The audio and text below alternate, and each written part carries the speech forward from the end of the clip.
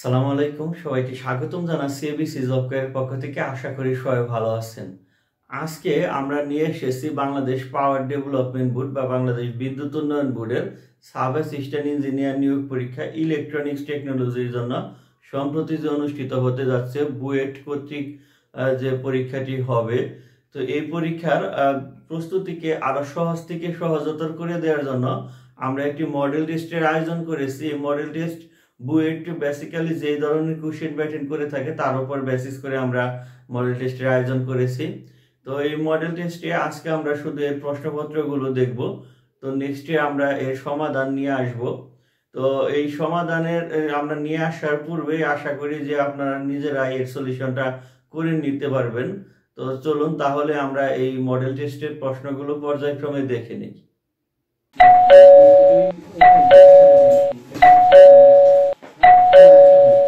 তো আমাদের যে গত পর্বে আমরা এই মডেল টেস্টের অর্থাৎ বাংলাদেশ পাওয়ার ডেভেলপমেন্ট বোর্ড বিপিডিবির উপসহকারী প্রকৌশলী ইলেকট্রনিক্স নিয়োগ পরীক্ষা 2021-এর মডেল টেস্ট 1-এর প্রশ্নপত্রগুলো দেখেছি। তো আজকে আমরা এই সমাধানগুলো দেখব। এই সমাধানগুলো আমরা ব্যাখ্যা সহ আপনাদের সামনে নিয়ে আসার চেষ্টা করেছি। তো চলুন তাহলে সমাধানগুলো দেখে নিই। যে প্রথম প্রশ্নটি মানে ক বিভাগে 50 মার্কের যে 50টি এমসিকিউ প্রশ্ন ছিল তার প্রথম প্রশ্নটি ছিল আমাদের মুন্সিগঞ্জে 2 মার্চ উন্মোচন করা পতাকা 71-এর ভাস্করকে রূপম রায় জাতীয় ভোটার দিবস 1 মার্চ বাংলাদেশ ব্যাংকের পূর্ব নাম কি ছিল? State bank of Pakistan. বাংলাদেশের সর্বোচ্চ ওয়াচ টাওয়ার কোথায় অবস্থিত? এর নাম কি? Jacob tower. এর উচ্চতা 225 ফুট। এটি ভোলা জেলার চরফ্যাশনে অবস্থিত। বাংলাদেশের স্মার্ট কার্ড কোন দেশে তৈরি হয়? ফ্রান্সে। টাচ স্ক্রিন মোবাইল কে আবিষ্কার করেন? Steve jobs. চিরবসন্তের দেশ বলা হয় কাকে? কিটু হলো চিরবসন্তের দেশ। তারপরে 8 নম্বর প্রশ্ন, জাতিসংঘের পতাকার রং কি? হালকা নীল। বঙ্গবন্ধু ম্যাট্রিক পাশ করেন কত সালে? 1942 সালে। বাংলাদেশকে প্রজাতন্ত্র ঘোষণা করা হয়েছিল কবে? 17 এপ্রিল 1971 সালে। মুক্তিযুদ্ধ বিষয়ক মন্ত্রণালয় গঠিত হয় কবে? 2001 সালে। বাংলাদেশের সর্ব উত্তরের স্থান কোনটি? জায়গিরজুত। এটি বাংলাদেশের সর্ব উত্তরের স্থান জায়গিরজুত, বাংলাবান্ধা তেঁতুলিয়া পঞ্চগড়ে অবস্থিত। মানে মিয়ানমারের সাথে বাংলাদেশের সীমান্তবর্তী জেলা হলো 3টি, যেমন রাঙামাটি, বান্দরবন ও কক্সবাজার। তারপরে 14 নম্বর প্রশ্ন, প্রথম ভূ উপকেন্দ্রটি অবস্থিত কোথায়? এটি বেতবুনিয়াদ অর্থাৎ রাঙামাটি জেলার কাউখালী উপজেলায় প্রথম ভূকেন্দ্র অবস্থিত। মানে কাউখালী উপজেলায় এই বেতবুনিয়া উপকেন্দ্রটি অবস্থিত। এবি কালচার দ্বারা কি বোঝানো হয়েছে? পশুপালন বিদ্যা। এটি পশুপালন, এবি কালচার। আর এপি কালচার হলো মৌমাছি চাষ। এটার মধ্যে অনেকে একটু সমস্যা হয়, এই জন্য এবি পশুপালন। হরিণের চামড়াকে কথায় বলা হয় অজিন। অনন্ত এর বিপরীত শব্দ হলো শান্ত। প্রচন্ড বেগে ঝড় আসছে, এ বাক্যে উদ্দেশ্য কোনটি? ঝড়, অর্থাৎ ঝড় আসছে, ঝড়কে উদ্দেশ্য করে এই বাক্যটি হয়েছে। তারপরে 19 নম্বর প্রশ্ন, পর্বত শব্দের বহুবচন কোনটি? পর্বতমালা। সাধু ও চলিত ভাষার পার্থক্য কোথায়? লব্য এর সর্বনামে ক্রিয়াপদে সবগুলোতেই আছে। মিঠাই শব্দের প্রকৃতি ও প্রত্যয় কোনটি? মিঠা যোগ আই, প্রকৃতি ও প্রত্যয়। পর্যন্ত এর সন্ধি বিচ্ছেদ কোনটি? পরিযোগ অন্ত, পর্যন্ত। Choice the correct sentence. এখানে everybody has gone there. The antonym of insipid, ইনস্পিডের বিপরীত শব্দ কি হবে? এক্সাইটিং। অর্থাৎ ইনস্পিড অর্থ হলো প্রাণহীন বা শান্ত প্রকৃতির এরকম কিছু বোঝায়। আর এক্সাইটিং হলো প্রাণবন্ত বা রোমাঞ্চকর বা মানে এরকম কিছু একটা বোঝায়, এই জন্য এর বিপরীত শব্দ হবে এক্সাইটিং। চয়েস দা, আচ্ছা এখানে আমরা 25 নম্বর প্রশ্নটি দেখি যে চয়েস দা কারেক্ট স্পেলিং। এটা হবে ইন্টারপ্রিনিয়র। ইন্টারপ্রিনিয়র শব্দের অর্থ হলো উদ্যোক্তা। No man can dash along live along, মানে মানুষ একা বাস করতে পারে না। অ্যামিকেবল মিনস, অ্যামিকেবল অর্থ হলো ফ্রেন্ডলি, বন্ধুত্বপূর্ণ এরকম। A sonnet is a poem of dash lines 14 lines, অর্থাৎ আমরা জানি যে সনেটের 14 চরণ বা 14টি বর্ণ, প্রত্যেক চরণে এরকম থাকে, কি সনেট বলা হয়, সনেট কবিতা। মানুষ মরণশীল, এর ইংরেজি হলো ম্যান ইজ মর্টাল। তারপরে 30 নম্বর প্রশ্ন, পায়েসে দুধ ও চিনির অনুপাত 7:3, ওই পায়েসে চিনির পরিমাণ 6 কেজি হলে দুধ কত? আমরা প্রশ্নে একটু ভুল ছিল, এখানে 4 কেজি হয়েছিল, এটি আসলে 6 কেজি হবে। অ্যান্সার হবে 14 কেজি। দেখেন কিভাবে ব্যাখ্যা ধরি। অনুপাত অনুসারে চিনির পরিমাণ 3 কেজি হলে দুধের পরিমাণ হবে 7 কেজি। এই অনুপাত অনুসারে আমরা এটা ধরে নিলাম আর কি, যে 3 কেজি চিনির মধ্যে 7 কেজি দুধ আছে। তো তার মানে চিনির পরিমাণ 6 কেজি হলে দুধের পরিমাণ হবে, মানে ঐকিক নিয়ম সাধারণ, 7 ইন্টু 6 বাই হলো 3, 14 কেজি এটি উত্তর। তারপরে আছে এটি লাভ ক্ষতির একটি অঙ্ক। 5 টাকায় 8টি আমলকি ক্রয় করে 5 টাকায় 6টি দরে বিক্রয় করলে শতকরা লাভ বা ক্ষতির কত হবে? দেখেন অ্যান্সার হবে 33.33% লাভ হবে। কিভাবে? যে প্রথমে যে 8টি আমলকির ক্রয় মূল্য 5 টাকা, অর্থাৎ একটি আমলকির ক্রয় মূল্য হবে 5/8 টাকা। তারপরে 6টি আমলকির ক্রয় মূল্য হলো 5 টাকা, অর্থাৎ একটি ক্রয় মূল্য হলো 5/6 টাকা। তো দেখেন যে তার মানে আমার কিন্তু লাভ হচ্ছে, বিক্রয় মূল্য কিন্তু আমার বেশি হচ্ছে, কারণ এই যে 6টি আমলকির বিক্রয় মূল্য 5 টাকা, তার মানে একটি আমলকির বিক্রয় মূল্য 5/6 টাকা। তার মানে এই ভগ্নাংশটি বড়, এই ছোট ভগ্নাংশ ভেঙেও করেন তারপরে একই হচ্ছে। তো আমরা ক্যালকুলেশনের সুবিধার্থে প্রথমে ভাঙিনি, তার মানে আমার কিন্তু লাভ হচ্ছে। তার মানে লাভের পরিমাণ দেখেন, লাভ কত? 5/24 টাকা আর কি, 5/24 এত টাকা। এখন এই যে এই টাকার কারণে, 5/8 টাকার কারণে এই টাকা আমরা ক্রয় করে বা মূলধন কাটানোর কারণে কিন্তু আমার এত টাকা লাভ হচ্ছে। তো 5/8 টাকা লাভ হয়, এই কত এত টাকায় লাভ হয় 5/24 টাকা। আচ্ছা, তার মানে 100 টাকায় শতকরা লাভ হচ্ছে। এটাকে যদি আমরা সাধারণ ভগ্নাংশের ক্যালকুলেশন করি তাহলে কিন্তু আমরা পাচ্ছি 33.33% এটি লাভ।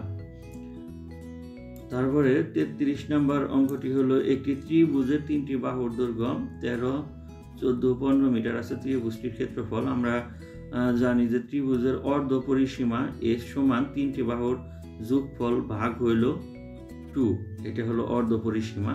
তো আমরা এই যে অঙ্কের প্রশ্ন অনুসারে আমরা এই অর্ধ পরিসীমা পাচ্ছি 21। এখন ত্রিভুজের ক্ষেত্রফল আমরা কি করতে পারি? অর্ধ পরিসীমা ইন্টু মানে S root over whole root over S into S minus এর A ইন্টু S মাইনাস এর B ইন্টু S মাইনাস এর C, মানে 3টি বাহু। এভাবে বসে ক্যালকুলেশন করলে আমরা অ্যান্সার পাচ্ছি 84 বর্গ মিটার।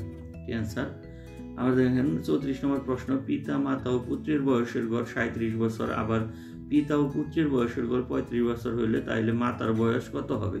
দেখেন 3 জনের বয়সের গড় আছে 37 বছর, তার মানে একে যদি আমরা 3 দ্বারা গুণ করি এই 3 জনের বয়সের সমষ্টি আমরা পাচ্ছি। আবার পিতা এবং পুত্রের বয়সের গড় আছে 35 বছর, একে 2 দ্বারা যদি মানে 2 জন, তো এটা যদি আমরা গুণ করি তাহলে কিন্তু আমরা 2 জনের বয়স পাচ্ছি। তার মানে 3 জনের বয়স থেকে যদি আমরা 2 জনের বয়স বাদ দিই, অর্থাৎ পিতা মাতা ও পুত্রের বয়স 3 জনের বয়স থেকে পিতা ও পুত্রের বয়স বাদ দিলে আমরা এখানে মাতার বয়স পাচ্ছি। তো তাই করা হয়েছে। দেখেন পিতা মাতা ও পুত্রের বয়সের গড় 37 থেকে আমরা এটাকে গুণ করে এই সমষ্টি নিয়ে আসছি 101 বছর। এখানে গড় হবে না, অ্যাকচুয়ালি সমষ্টি লিখতে হবে, একটু লিখে নিন। তো পিতা ও পুত্রের বয়সের গড় বা সমষ্টি 70 বছর। তো এখান থেকে তার মানে মাতার বয়স আমরা পাচ্ছি 41 বছর, এটি অ্যান্সার। তারপরে দেখেন যে 35 নম্বর প্রশ্ন, 35 নম্বর প্রশ্ন, এর উপসেট আছে ABCD হলে পাওয়ার সেট, এর পাওয়ার সেট কত হবে?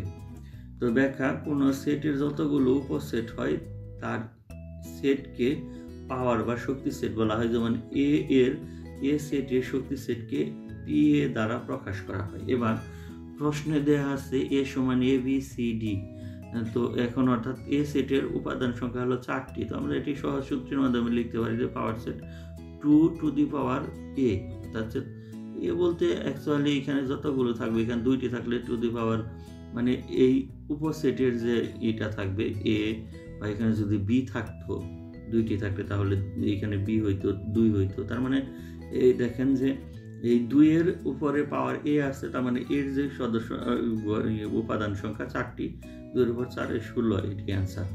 তারপরে ফাংশনাল x সমান যে আছে x to the power 3 plus 2x square minus 3 হলে ফাংশন অফ 3 মাইনাস 3 এর মান কত?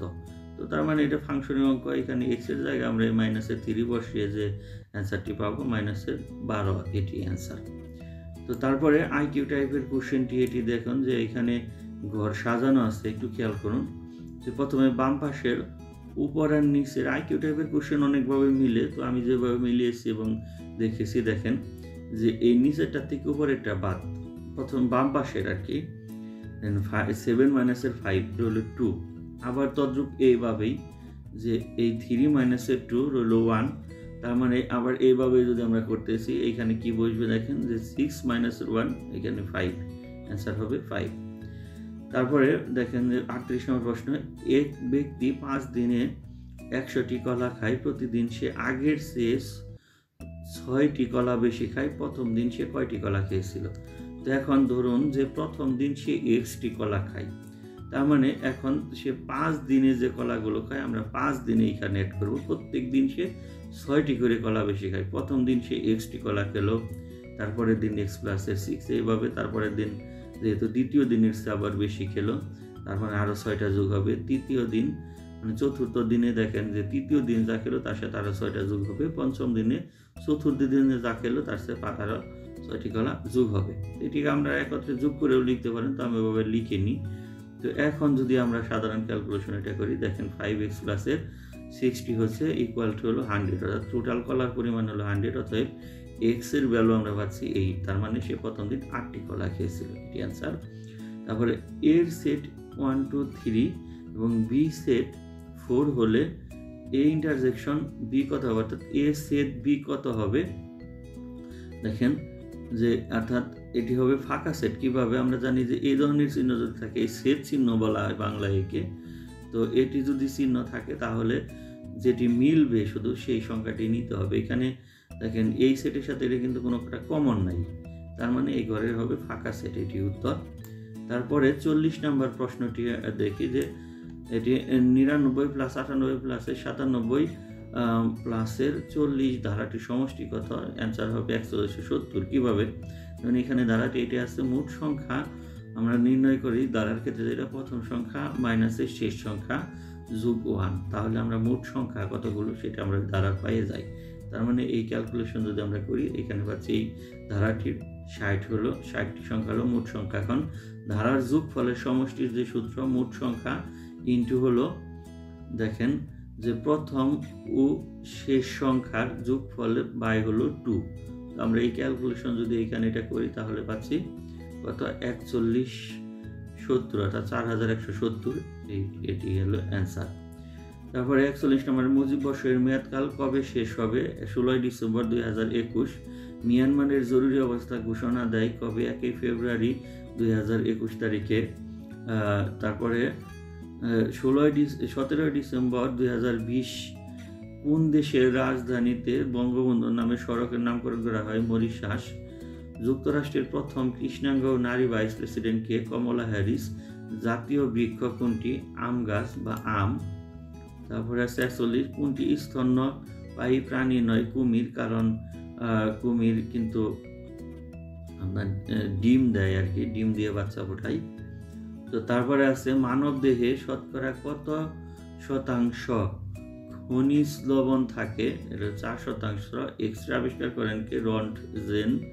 সিএনজি কোনটি? Compressed natural gas. বাংলাদেশের প্রথম তৃতীয় লিঙ্গের সংবাদ পাঠকের নাম কি? অর্থাৎ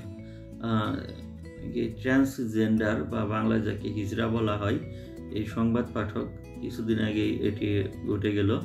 নারী দিবসে 8 মার্চ এটি অ্যাকচুয়ালি বৈশাখী টেলিভিশনের পর্দায় দেখানো হয়েছে। এনার নাম হলো তাসনোভা আনান শিশির, এই সংক্ষিপ্ত নাম দেওয়া হয়েছে তাসনোভা।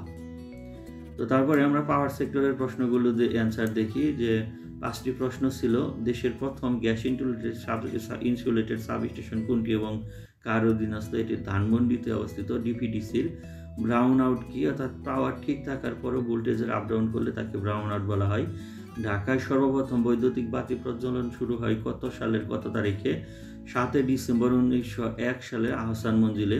পিক আওয়ার এবং অফ পিক আওয়ারের সময় উল্লেখ করুন। পিক আওয়ার হলো বিকাল 5টা থেকে রাত 11টা, অফ পিক আওয়ার হলো রাত 11টা থেকে বিকাল 5টা। তারপরে স্কাডা এর পূর্ণরূপ কি? স্কাডা এর পূর্ণরূপ হলো supervisory control and data acquisition. তো এটি হলো স্কাডার পূর্ণরূপ। এখানে অ্যান্ড হবে, এটা আপনারা পুরো লিখে নিতে পারেন আর কি, AND। আচ্ছা, তারপরে আমরা খ বিভাগের ডিফারেন্ট অংশের সমাধানগুলো দেখব। প্রথমে দেখুন, এটি একটু খেয়াল করুন, ইনপুট ও আউটপুট সহ ফুল ওয়েভ ব্রিজ রেকটিফায়ার। এটি একটি ফুল ওয়েভ ব্রিজ রেকটিফায়ারের চিত্র। তো ইনপুটে এসি ভোল্টেজ মানে সাপ্লাই দেওয়া আছে। আমরা জানি রেকটিফায়ার দ্বারা আমরা কিন্তু এসিকে ডিসি করি, অর্থাৎ একমুখী বিদ্যুৎ প্রবাহ দ্বিমুখী বিদ্যুৎ প্রবাহকে একমুখীতে রূপান্তর করি। তো দেখেন যে একটু কার্যপ্রণালীটা সংক্ষেপে একটু বলি, যে এই ফুল ওয়েভ ব্রিজ রেকটিফায়ারে 4টি ডায়োড থাকে।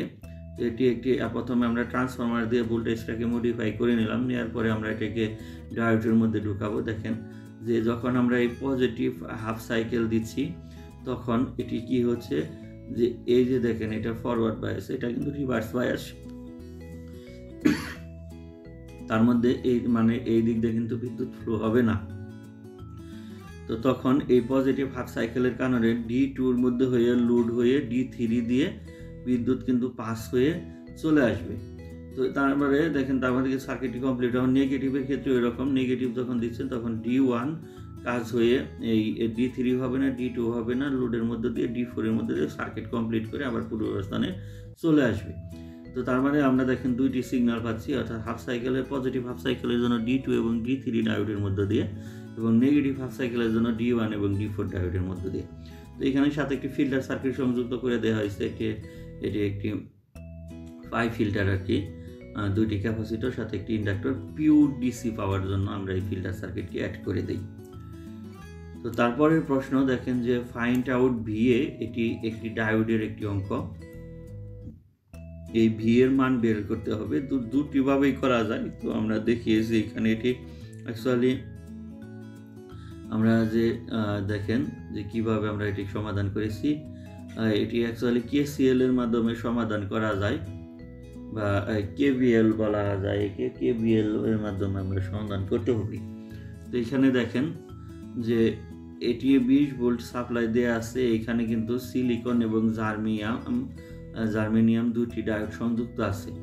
তো যেহেতু আমরা ডায়োডের যে বৈশিষ্ট্য, যেটা ব্রেকডাউনের ক্ষেত্রে কিন্তু কম ভোল্টেজ যদি 2টি প্যারালালে আছে, তার মানে সিলিকন হলো 0.7, এটি ব্রেকডাউন করার পূর্বেই কিন্তু 0.3 এটি ব্রেকডাউন করবে, অর্থাৎ সে রাস্তা পেয়ে যাবে। তার মানে সে কারেন্টটা এই জার্মেনিয়াম যে সিলিকনটা মানে ডায়োডটা আছে, এই ডায়োডের মধ্যে দিয়ে বিদ্যুৎ পাস হবে। তার মানে এই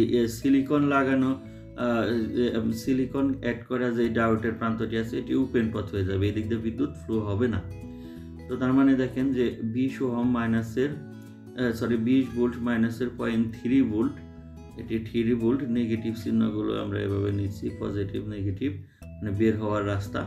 তারপরে এই দিক দিয়ে আইসা এটা হচ্ছে কি নেগেটিভ প্রান্ত, তার মানে মাইনাসের 3 ইন্টু, আমরা এখানে অ্যাম্পিয়ারটা যেহেতু বের করব, তো এই জন্য এখানে যে 3 ইন্টু কিলো ওহম আছে, তার মানে 3 into 10 to the power 3 into হলো এই I ইকুয়াল টু 0। তার মানে আয়ের মান আমরা পাচ্ছি 6.56 মিলি অ্যাম্পিয়ার। এখন তার মানে আমরা কিন্তু এই রাস্তার কারেন্টটা পেয়ে গেলাম। এখন বিএ বলতে আমরা এই 3 কিলো ওহমের মধ্যে যে কারেন্ট মানে ভোল্টেজটা, এটাকে আমরা কিন্তু বুঝতেছি।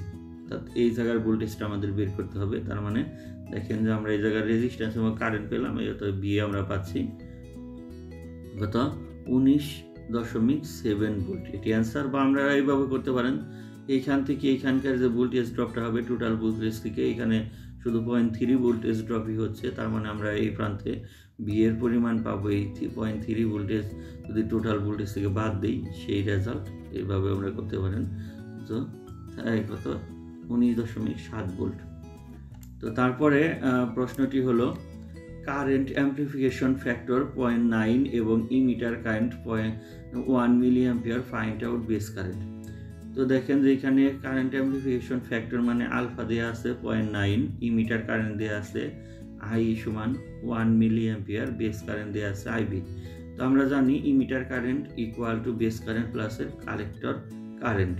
তো আবার কালেক্টর কারেন্ট আমরা আলফা সমান জানি কালেক্টর কারেন্ট বা ইমিটার কারেন্ট। তো এখান থেকে যদি তার মানে আমরা এই কালেক্টর কারেন্ট সমান পাচ্ছি আলফা ইন্টু ইমিটার কারেন্ট। তো এই ভ্যালু আমরা এখানে বসে সাধারণ ক্যালকুলেশন করলে আমরা আইবি অর্থাৎ বেস কারেন্টের মান পাচ্ছি 0.1 মিলি অ্যাম্পিয়ার, এটি অ্যান্সার।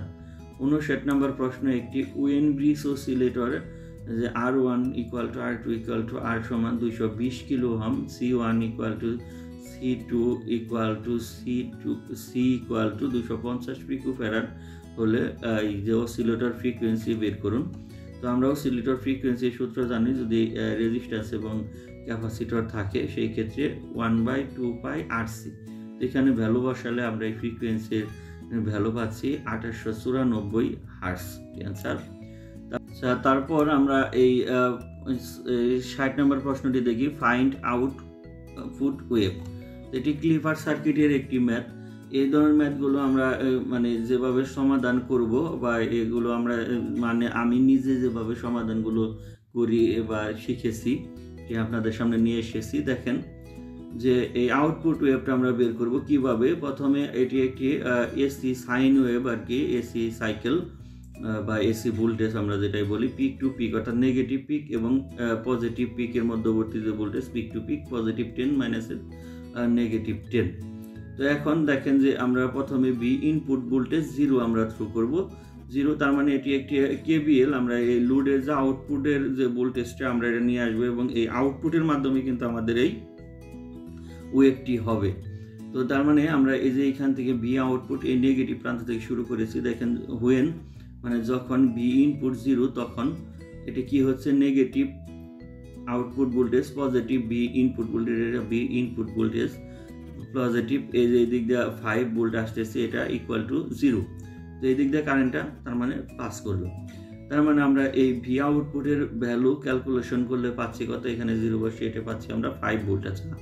তারপরে যখন ভি ইনপুট পজিটিভ অর্থাৎ পজিটিভ এই ভি আমরা যখন দিচ্ছি এইটুকু, তখন আমরা এইভাবে সাধারণ ক্যালকুলেশন করলে ভি আউটপুটের ভ্যালু পাচ্ছি কত 25 ভোল্ট। তারপরে আবার নেগেটিভ যখন আমরা এটা দিয়ে দিচ্ছি তখন কিন্তু এইখানে নেগেটিভ ইনপুট শুধু হচ্ছে, এইখানে কিন্তু কোনো কারেন্ট পাস হচ্ছে না। তার মানে এটি কিন্তু ওপেন পথ হয়ে গেল, যেহেতু প্যারালালে ভোল্টেজ সমান, তার মানে আমরা এইখানে শুধু এই নেগেটিভ 20 ভোল্টই পাবো আউটপুট। এখন দেখেন যে এটাকে যদি আমরা তার মানে যখন নেগেটিভ 20 ভোল্টই এইখানে থাকতেছে, তো প্যারালালে ভোল্টেজ সমান কিন্তু কারেন্ট যেহেতু কোনো পাস হচ্ছে না, তার মানে আমরা কিন্তু এইখানে কোনো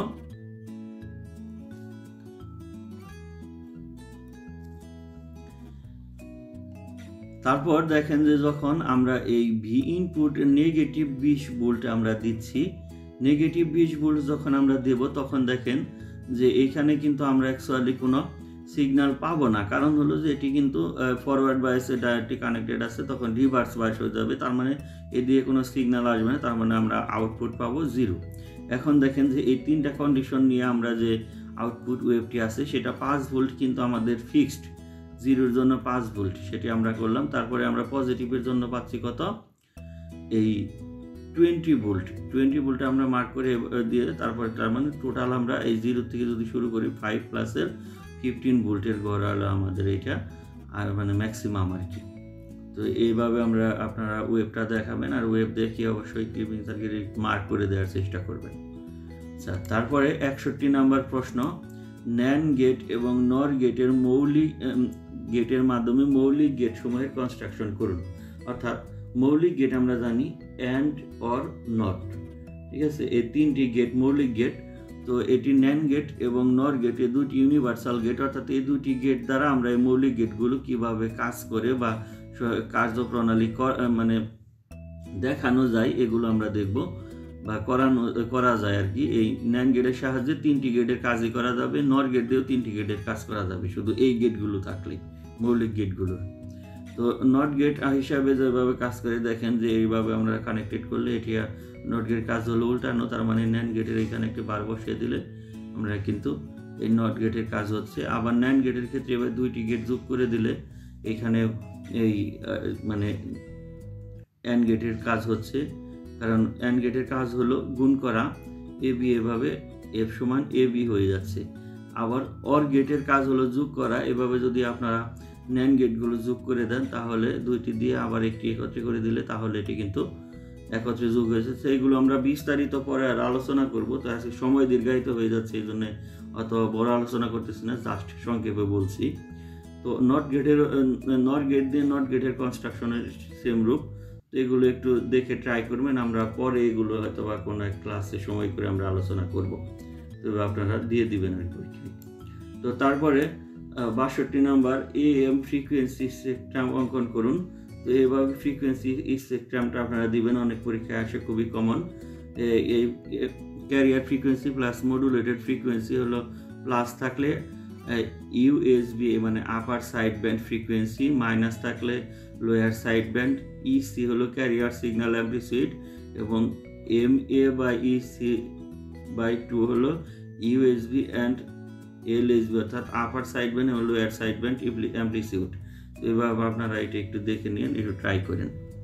তো তারপরে 63 নম্বর প্রশ্ন, একটি সিরিজ মোটর 220 ভোল্ট 40 অ্যাম্পিয়ারে চলে, অর্থাৎ armature resistance 0.5 ohm, series resistance 0.25 ohm হলে 2টি ব্রাশের মধ্যে তড়িৎচাপ কত এবং ব্যাক ইএমএফ কত? তো দেখেন যে এটি একটি সিরিজ মোটরের জেনারেটরের ম্যাথগুলো করার ক্ষেত্রে চিত্র এঁকে নিলে আপনার অঙ্ক ভুল হওয়ার সম্ভাবনা নাই বললেই চলে। তো এটি একটি সিরিজ মোটরে আমরা কারেন্ট দিই, মেকানিক্যাল পাওয়ার পাই, অর্থাৎ ইলেকট্রিক্যাল শক্তিকে মেকানিক্যাল শক্তিতে রূপান্তর করাই হলো মোটরের কাজ। তো এখানে আমরা 220 ভোল্ট সাপ্লাই দিচ্ছি, যেহেতু সিরিজ মোটর তার মানে যে ইনপুট কারেন্ট, সিরিজ কারেন্ট এবং আর্মেচার কারেন্ট হবে একই। তো এখন আমাদের বের করতে হবে কি এই ব্যাক ইএমএফ কত এবং এই আর্মেচারের মধ্যে কি পরিমাণ ভোল্টেজ আমরা পাবো, অর্থাৎ এই ব্যাক ইএমএফ এ ঢোকার আগে অর্থাৎ আর্মেচারে কি পরিমাণ ভোল্টেজ পাবো। এখন দেখেন যে এই আর্মেচার বলতে ব্রাশের চাপে, ব্রাশের ক্ষেত্রে ব্রাশের মধ্যে আমরা যেটা পাবো, অর্থাৎ ব্রাশের মধ্যে তড়িৎ চাপ কত, যদি আমরা এই ভোল্টেজ ড্রপটা বাদ দেই ইনপুট ভোল্টেজ থেকে তাহলে কিন্তু এই ব্রাশের যে ভোল্টেজ আমরা সেটি পাচ্ছি। তাই করা হয়েছে 220 ভোল্ট মাইনাসের এই সিরিজ রেজিস্ট্যান্সের যে ভোল্টেজ ড্রপটা হচ্ছে, কারেন্ট আছে, রেজিস্ট্যান্স আছে, এটা বাদ দিলে আমরা অ্যান্সার পাচ্ছি 220 ভোল্ট।